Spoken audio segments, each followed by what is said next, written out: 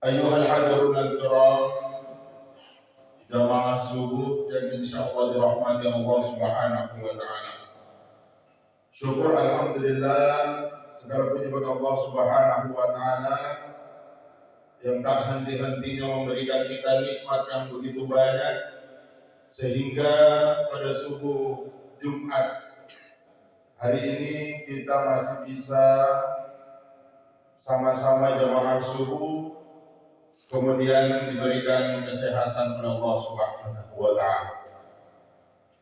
Begitu pula salawat dan taslim apabila kita kirimkan kepada baginda Nabi Muhammad sallallahu alaihi wasallam. Allahumma shalli wa sallim wa barik alaihi. Jalan Nabi sebagai uswah hasanah, contoh kita dalam melaksanakan seluruh aktivitas kita di muka bumi ini agar senantiasa berada dalam ridha Allah Subhanahu wa taala.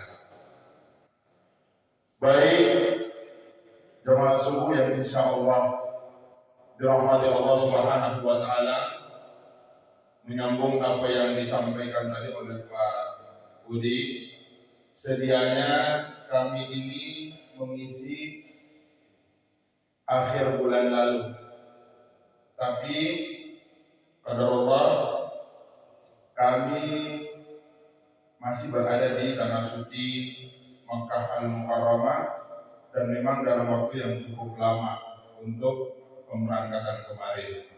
Jadi alhamdulillah setelah tiba di Makassar langsung komunikasi, dan spesialnya ceramah subuh kali ini ternyata Jumat terakhir kita sebelum masuk di bulan suci Ramadan. Oleh karena itu mungkin kita akan sedikit mengurai mengenai datangnya bulan suci Ramadan ini. Sebab jikalau kita melihat perjalanan waktu amat terasa begitu cepat. Rasa-rasanya Pak, Bu, baru saja Ramadan kita lalui pada tahun kemarin. Dan alhamdulillah tahun ini tidak lama lagi kita akan kembali berjumpa dengan bulan yang penuh keberkahan. Kurang lebih sekitar berapa hari lagi, Bu? 5 hari ya? Berapa? 4 hari, 4-5 hari lah. Insya Allah kita akan berjumpa kembali dengan bulan yang penuh ampunan. Lalu pertanyaannya kemudian, apakah dengan datangnya Ramadan kita sebagai hamba Allah Subhanahu wa taala yang seharusnya mesti merindukan kedatangan bulan yang di mana segala amal kebaikan yang kita lakukan dilipat gandakan pahalanya oleh Allah Subhanahu wa taala. Apa yang perlu kita persiapkan dalam diri ini? Jangan sampai Ramadan sudah dekat, akan tetapi sikap, perasaan, dan sama sekali tidak ada yang kita persiapkan dari dalam diri kita, maka bukan Ramadan itu sebagai momentum yang sangat spesial atau istimewa bagi diri kita. Padahal dalam Islam Ramadan adalah bulan yang sangat mulia. Paling tidak pada subuh hari ini ada 2 yang perlu kita perbaiki, yang perlu kita lakukan menjelang datangnya bulan suci Ramadan, dan insya Allah akan tetap terus dikonsistenkan kita lakukan selama Ramadan, begitu pula seterusnya. Yang pertama, tentu saja menyambut bulan suci Ramadan harus dengan hati yang bahagia. Kemudian kebahagiaan ini diliputi dengan kesiapan diri kita, baik itu siap dari segi jasmani maupun siap dari segi rohani. Jadi segala aspek dalam diri kita itu kita siapkan, bukan eksternal maupun internal dalam diri kita perlu kita sediakan menjelang datangnya bulan yang penuh ampunannya. Kembali lagi kami ingatkan, Rasulullah SAW menyampaikan kepada kita semua, man fariha bidukhuli Ramadan harramallah jasadahu 'alan nar. Man fariha, barang siapa yang bersenang hati, barang siapa yang berbahagia bidukhuli Ramadan, dengan akan datangnya, akan masuknya bulan suci Ramadan, harramallah jasadahu 'alan nar. Allah mengharamkan jasadnya disentuh dengan api neraka.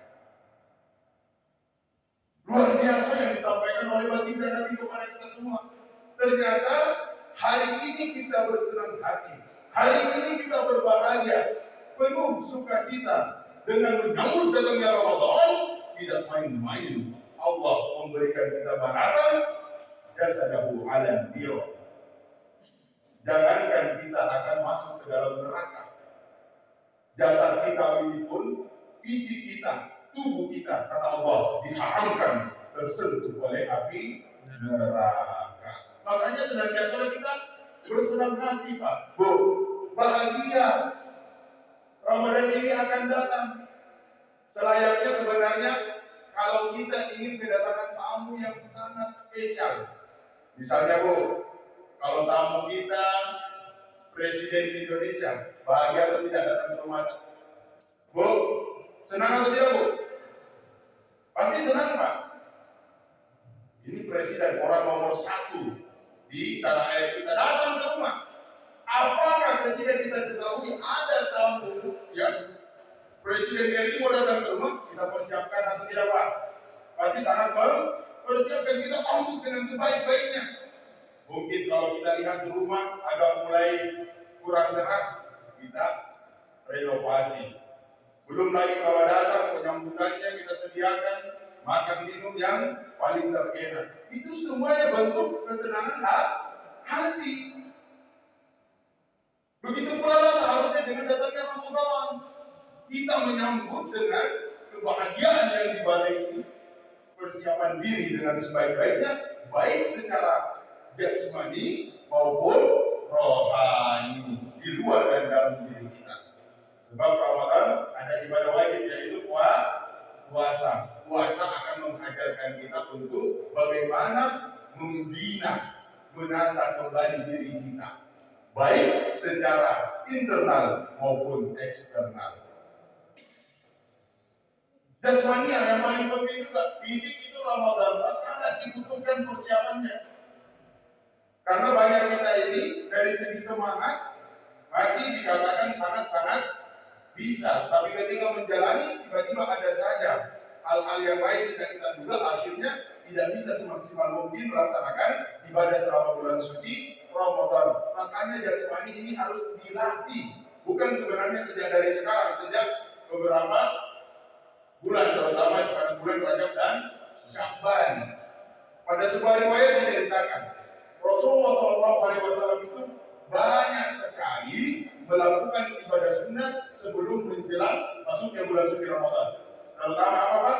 Nabi senang berpuasa Senin, Kamis.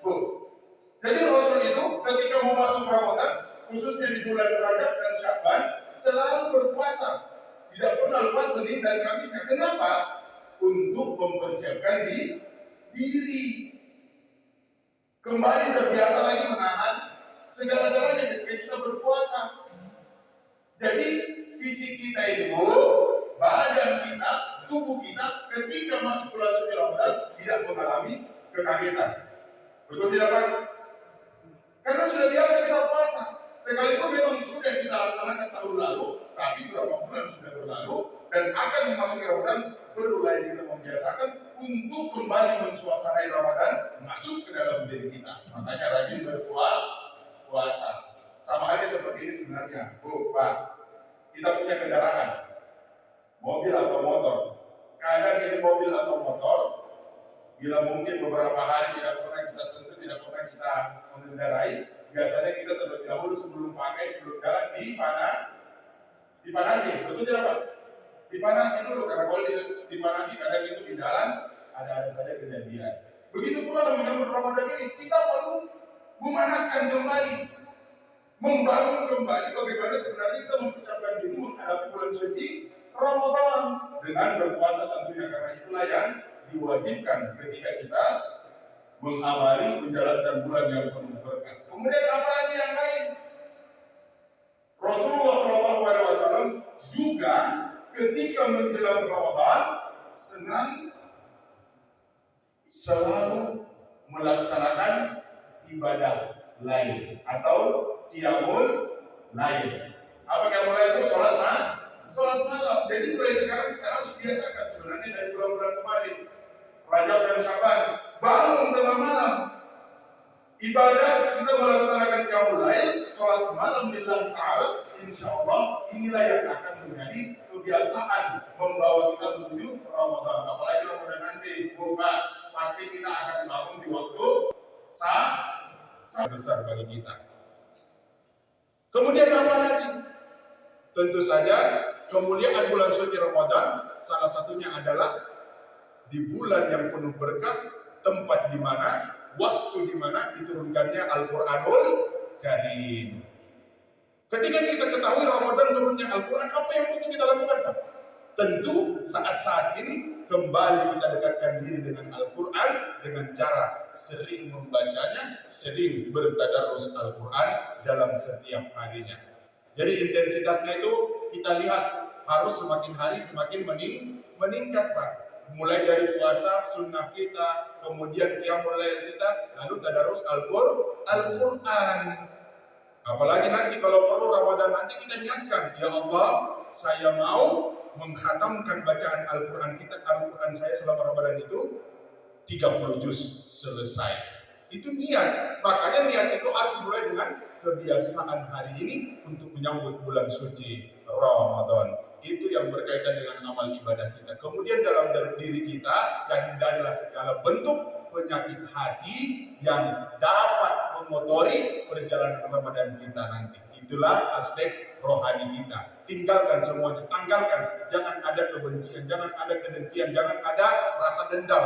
Kalau bisa berupa kita ini ada mungkin rasa tidak suka, rasa tidak senang, hilangkan.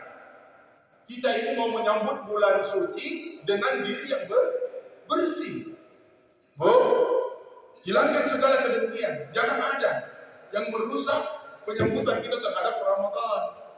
Kita ini mau bahagia, kita ini mau dalam kondisi baik jasmani dan rohani, betul-betul siap menghadapi Ramadan. Maka tanggalkan semuanya. Insya Allah Ramadan yang akan datang memberikan kita keberkahan dan keberlipatan ganda pahalanya di sisi Allah Subhanahu wa Ta'ala.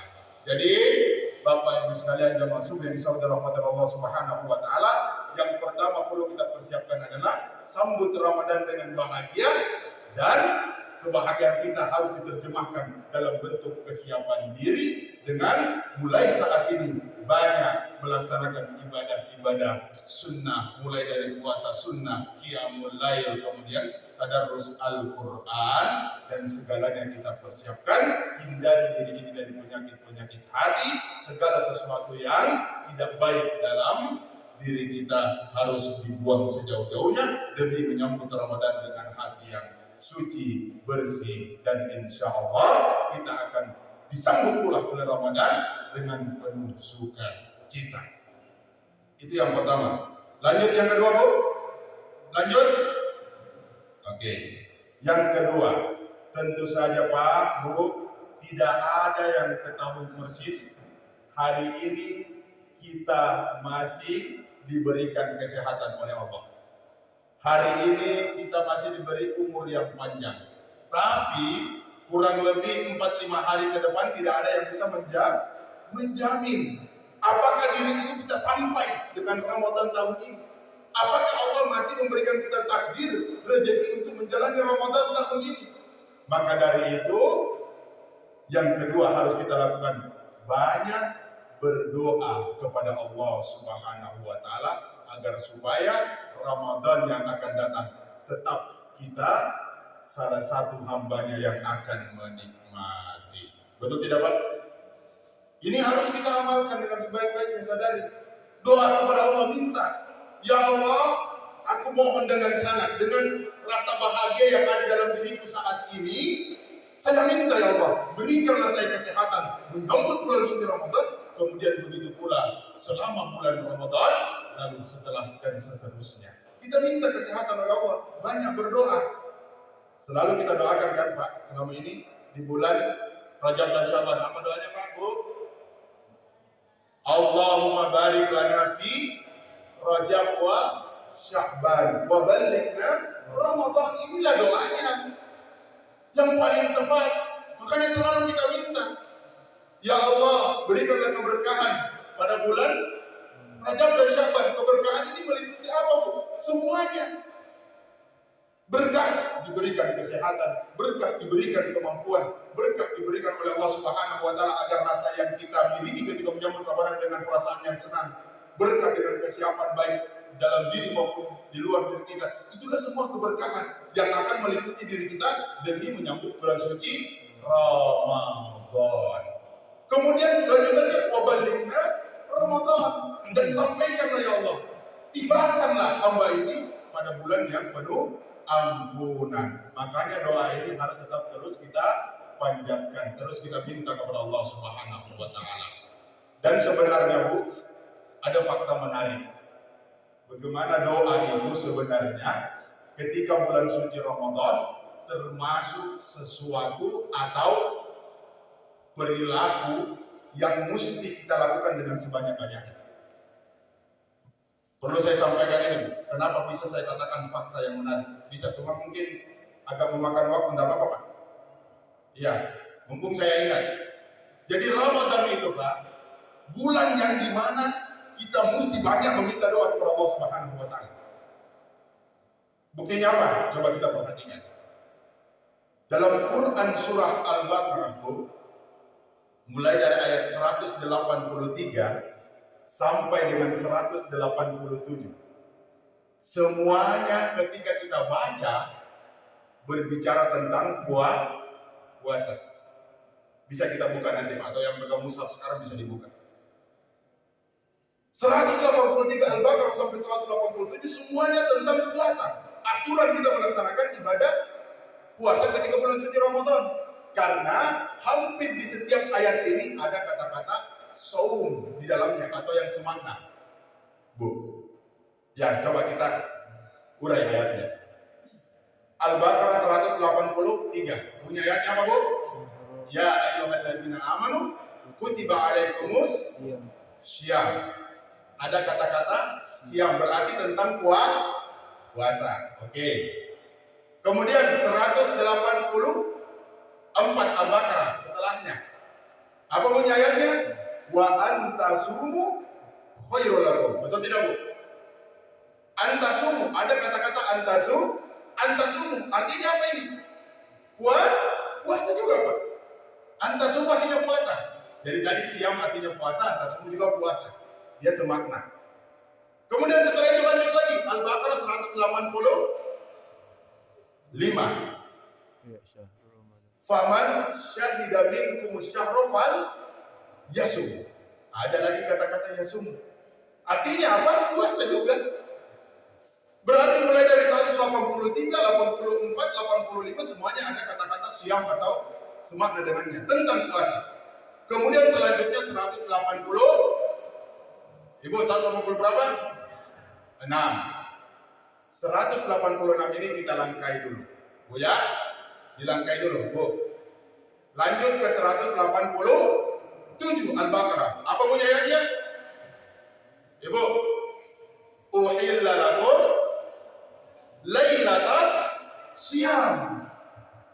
Mohon maaf Bu ya, saya sering panggil ibu ini. Lailatas syiyam. Juga tentang puasa. Kemudian yang menarik adalah fakta yang perlu kita ketahui, mengapa tadi ada satu ayat yang kita langkai. Betul tidak Pak? Ayat berapa? Al-Baqarah 186. Disinilah letak keistimewaan dari Al-Quran. Coba kita perhatikan. Apa bunyi ayatnya itu Pak? 186 Al-Baqarah. Wa idza sa'alaka ibadi anni fa inni qarib ujibu da'watad da'i idza da'an falyastajibu li wal yu'minu bi la'allahum yarshudun. Coba kita perhatikan. Pertanyaan saya, Bu, ada tidak dalam ayat ini Al-Baqarah 186 kata-kata saum atau siam atau antasum? Ada tidak, Bu? Tidak, tidak ada sama sekali, Pak.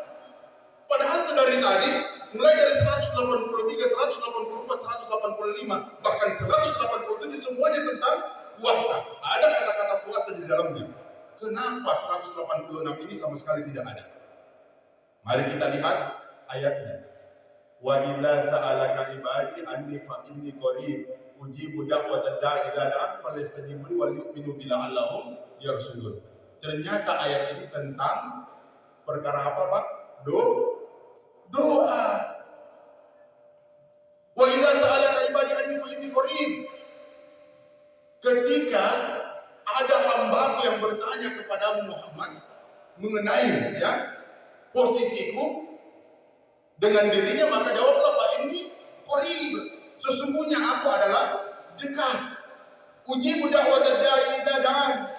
Aku akan mengabulkan doa hamba-hambaku yang langsung menyampaikan permohonannya kepadaku. Falyastajibu li, hendaklah mereka melaksanakan segala perintahku, wal yu'minu bi, beriman kepadaku, la'allahum yarshudun, agar senantiasa mereka berada pada jalan kebenaran. Tidak ada sama sekali tentang puasa, Pak. Justru berbicara tentang doa. Allah akan mengabulkan segala permintaan kita. Kemudian maknanya apa? Mengapa ada satu ayat tentang doa yang kemudian diletakkan di antara ayat-ayat puasa? Ternyata Allah ingin menyampaikan kepada kita semua, bulan suci Ramadan, bulan yang penuh ampunan tersebut, tempatnya lah kita harus banyak memohon, bermunajat, berdoa kepada Allah Subhanahu wa Ta'ala. Itulah maknanya, Pak.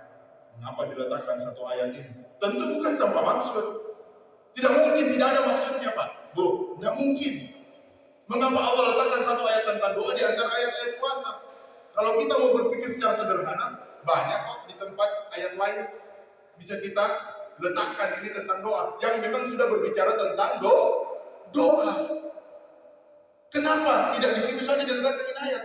Kenapa harus di ayat tentang puasa? Karena maknanya adalah bulan suci Ramadan harus kita banyak memohon, meminta, bermunajat, berdoa kepada Allah Subhanahu wa Ta'ala. Maka dari itu, bulan suci Ramadan nanti, Bapak Ibu sekalian, perbanyaklah kita memohon, meminta segalanya kepada Allah Subhanahu wa Ta'ala, tanpa ragu-ragu segalanya kita mohonkan, segalanya kita minta. Insya Allah bulan suci Ramadan sangat didengarkan, sangat diijabah doa kita kepada Allah Subhanahu wa Ta'ala. Jadi Bapak Ibu sekalian yang masuk yang insya Allah dirahmati Allah Subhanahu wa Ta'ala, bulan suci Ramadan amat sangat sudah dekat dengan diri kita. Maka dari itu perlulah kita menyiapkan dengan sebaik-baiknya, dengan keadaan yang sehat walafiat dari segi jasmani dan rohani kita, sudah menyambut bulan suci Ramadan ini dengan banyak memaksimalkan ibadah kepada Allah Subhanahu wa Ta'ala, terutama tentu saja kewajiban kita berpuasa, kemudian ditambahkan dengan ibadah-ibadah lainnya. Lalu saat-saat ini, hari-hari ini, jangan pernah lepas munajat kita kepada Allah Subhanahu wa Ta'ala. Paling tidak kita minta, ya Allah, sampaikanlah diri ini kepada Ramadan. Ya Allah, jadikanlah hamba ini tetap menjadi bagian yang akan menikmati bulan yang penuh keberkahan, bulan yang penuh ampunan, bulan di mana dilipat gandakan segala perbuatan baik yang kita kerjakan. Baik Bapak Ibu sekalian, mungkin itulah yang dapat kami sampaikan, mudah-mudahan bermanfaat untuk kita semua sebagai persiapan diri untuk menyambut bulan suci Ramadan. Jadi ada dua yang harus kita lakukan, saya ulangi kembali. Pertama, sambut dengan penuh rasa bahagia dan siapkan diri kita baik segi jasmani maupun rohani. Kemudian yang kedua, selalulah kita meminta, bermunajat, berdoa kepada Allah Subhanahu wa Ta'ala, didapatkan, disempatkan untuk menyambut bulan suci Ramadan, dan kemudian setelah kita berada di bulan Ramadan, kembali lagi kita banyak berdoa kepada Allah Subhanahu wa Ta'ala, sebab itulah yang menjadi salah satu keutamaan ketika kita berada di bulan suci Ramadan. Baik, Bapak Ibu sekalian, sebelum kami tutup, mari kita bersama-sama menundukkan kepala, membuka hati kita seraya berdoa kepada Allah Subhanahu wa taala. Semoga Allah selalu memberikan kita keberkahan dan tentu saja secara khusus menyampaikan diri ini kepada bulan suci Ramadan. Amin. Bismillahirrahmanirrahim. Hamdan syakirin, hamdan na'imin, hamdan yuafi ni'amahu wa yukafi mazidah. Ya Rabbana lakal hamdu kama yanbaghi li jalali wajhikal karim wa 'azimi sultanik. Allahumma salli ala sayyidina Muhammad wa ala alihi wa sahbihi wa sallam. Allahumma rabbana shrah lana sudurana wa yassir lana umurana wahlul 'uqdatam min lisanina yafqahu aqwalina. Rabbana zidna 'ilman nafi'a warzuqna fahman thabita wa tawfiqa lit-ta'ah wa fahman nabiyyin wa ilhamal malaikatil muqarrabin wa hifdzal mursalin waftah qulubana fatuhal 'arifin. Rabbana ighfir lana wa liwalidina warhamhum kama rabbawna shighara. Allahumma rabbana Allahumma rabbana Allahumma rabbana Allahumma barik lana fi Rajab wa Sya'ban wa ballighna Ramadan. Rabbana atina fid dunya hasanah wa fil akhirati hasanah wa qina adzaban nar wa qina adzaban nar wa qina adzaban nar. Wa sallallahu ala sayyidina Muhammadin walhamdulillahi rabbil alamin. Terima kasih Bapak Ibu sekalian, lebih dan kurangnya mohon dimaafkan. Akhirul kalam, wallahul musta'an wal itiklan. Wassalamualaikum warahmatullahi wabarakatuh. Waalaikumsalam.